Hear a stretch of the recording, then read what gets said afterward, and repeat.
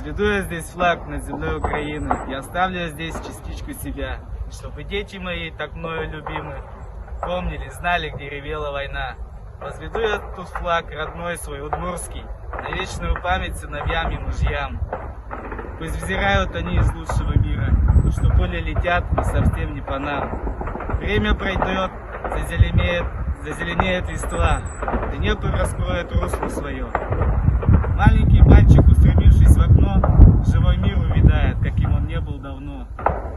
Возведу я здесь флаг над землей Украины, на вечную память павших ребят. И тот маленький мальчик с гордостью скажет: папа, тут когда-то был он, удмуртский солдат. Дорогие друзья, передаем вам искренний привет, искренние благодарности за вашу поддержку, за поддержку детишек из детских садов своими письмами, своими теплыми словами. Крепкого вам здоровья желаем. Также хотим передать привет со всего Удмуртского края. Алнашскому району, село Алнаш.